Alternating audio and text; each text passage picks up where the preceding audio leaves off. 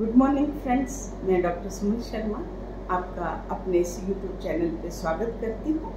आज मैं आपके साथ डिस्कस करूँगी कि अगर हमें किसी फूड से एलर्जी है तो हमें क्या क्या लक्षण उत्पन्न होंगे और कैसे हम उसको एलिमिनेट कर सकते हैं। फ्रेंड्स, अगर हमें किसी फूड से एलर्जी है, हम उसे खाएंगे तो हमें इंडाइजेशन हो सकती है, जिससे हमें एपिगैस्ट्रिक एरिया में जो हमारा स्टमक से ऊपर एरिया है उसमें दर्द हो सकती है, उसमें जलन हो सकती है और पेट फूल सकता है, उल्टी का मन हो सकता है और आपको पेन अबडमन और डायरिया, पतले दस्त ऐसे लक्षण हो सकते हैं। फ्रेंड्स, ऐसा साइंस ने पाया है कि 25% मतलब 100 में से 25 लोग जो हैं साल में कभी ना कभी इस प्रॉब्लम से गुजरते हैं। बहुत बड़ी प्रॉब्लम है इसकी। तो फ्रेंड्स, जहाँ तो हमें इमीडिएटली खाते ही हो सकती है, जैसे हमने किसी चीज़ को खाया इमीडिएटली हमें रिएक्शन शुरू हो गया, उल्टी का मन शुरू हो गया, कुछ हो गया, हमें समझ आ गया। और कुछ लोगों को खाने के 1-2 घंटा बाद हो जाएगी। ये इस पे भी डिपेंड करता है कि आप कितनी मात्रा में 2 चीज़ों को मिला के खा रहे हैं। जैसे हमारी प्राचीन सभ्यता, प्राचीन संस्कृति जो है वो, अगर हम घी और शहद को समान मात्रा में मिला के खाते हैं तो वो जहर की तरह काम करता है। इसी तरीके से कुछ ऐसे फूड्स हैं जिनको अगर हम मिलाते हैं तो वो पॉइजन की तरह काम करता है। जैसे दूध के साथ अगर मछली खाना, ये भी हमारे आयुर्वेद में मना लिखा, विरुद्ध आहार से बोलते हैं। तो इसी तरह के कुछ चीज़ें हैं, ये हमें सब चीज़ें ध्यान रखनी होंगी। तो आइए जानते हैं कौन सी मेन चीज़ें हैं जो हमें एलर्जी कर सकती हैं। उसके अलावा पर्सन टू पर्सन डिफर कर सकता है। मैं मेनली जो नॉर्मल चीज़ें वो आपको बता सकती हूँ। अगर हम एक्सेसिव यूज़ ऑफ कॉफ़ी करते हैं, जहाँ हम ज़्यादा अल्कोहल का सेवन करते हैं, जहाँ हम ज़्यादा स्मोकिंग करते हैं, जहाँ हम ज़्यादा प्लेट भर के ज़्यादा मात्रा में खाना खाते हैं, जहाँ हम जल्दी जल्दी खाते हैं, तो ये सारे लक्षण हैं जो हमें फूड एलर्जी कर सकते हैं।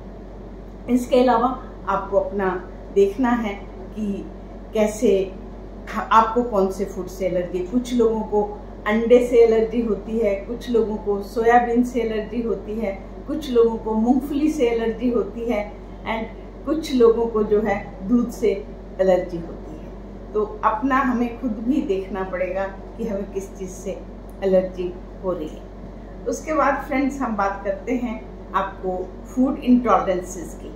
फूड इंटॉलरेंस है कि आपका पेट उस चीज़ को सहन नहीं करता। सहन नहीं करने का मतलब ये एलर्जी से थोड़ा अलग है कि उस पर्टिकुलर फूड को पचाने के लिए आपकी बॉडी के अंदर वो एंजाइम नहीं है। जैसे कि आप बहुत से लोगों को जानते हैं कि हमें दूध और दूध के पदार्थों से एलर्जी है, तो उनको लैक्टोज इंटॉलरेंस बोलते हैं। उनकी बॉडी में लैक्टेस नाम का एंजाइम है जो कि नहीं होता, इसलिए उनको फूड मिल्क की इंटॉलरेंस होती है। कुछ लोग आपने सुना होगा वीट की एलर्जी होती है, गेहूं जिसे बोलते हैं। उसमें सीलिएक डिजीज़ नाम से एक बीमारी आती है जो कि बहुत आजकल पॉपुलर हो रही है। तो उसमें क्या होता है कि हमें गेहूं से एलर्जी होगी, हमें पता नहीं होता, क्योंकि गेहूं हमारी हर चीज़ में बनती है, हमारे खाने में है, हमारे बिस्किट में है, हमारी ब्रेड में है, हर जगह गेहूं है। अगर हम सीधे रोटी से बच भी जाएंगे तो बहुत जगह और भी गेहूं है, तो हमें पता नहीं होता। और हम जब भी, अगर हमें वीट से एलर्जी है, हम खाते हैं और वो हमें पेट में दर्द, पेट में मरोड़ा, पेट में जलन, ये सब लक्षण देता है। और इसके साथ पेशेंट का जो होता है वो वेट नहीं बढ़ता, वेट बहुत कम होता। वो क्यों फ्रेंड्स? जब हमारी नॉर्मल इंटेस्टाइन है तो उसके अंदर के जो विलाइस हैं, फिंगर लाइक प्रोजेक्शंस हैं, नॉर्मली वो बहुत अच्छे होते हैं ताकि वो अच्छी एब्जॉर्प्शन कर सकें न्यूट्रिएंट्स की जो हम खाते हैं। पर इन सीलिएक डिजीज जो है उसमें ये जो विलाई हैं ये बिल्कुल ख़त्म हो जाते हैं। एंडोस्कोपी में जब देखा जाता है तो ड्यूडेनम में जो विलाई हैं एकदम ऐसे आपको स्मूथ नज़र आता है। और नॉर्मल में मैं यहाँ पे एक पिक दिखाऊंगी, नॉर्मल में आप देखेंगे तो इतने बड़े बड़े हैं और जो सीलिएक डिजीज़ वाले हैं वो बिल्कुल स्पार्ट हो जाते हैं, इसलिए उनमें एब्जॉर्प्शन नहीं होती और उनमें हमेशा वेट लॉस, पेट दर्द और सब। अगर ये डायग्नोस ना करें तो फिर ये लेटेस्ट कैंसर और बड़ी बीमारी की तरफ जाता है। तो इस तरीके से फ्रेंड्स, हमें फूड एलर्जीज को देखना होगा और उसके बाद हम इसको कैसे अवॉइड कर सकते हैं। हमें एलिमिनेशन डाइट, जैसा कि मैं बोलती हूँ कि हमें एक डायरी मेंटेन करनी चाहिए। उसमें हमें किस फूड से एलर्जी हुई है, उसकी हमने कितनी मात्रा ली है, किस अनुपान के साथ हमने उसको लिया जब हमें एलर्जी हुई है, और कौन से टाइम हमने लिया। कई लोगों को रात को कुछ फूड एलर्जिक होते हैं, दिन में वो सूट होते हैं।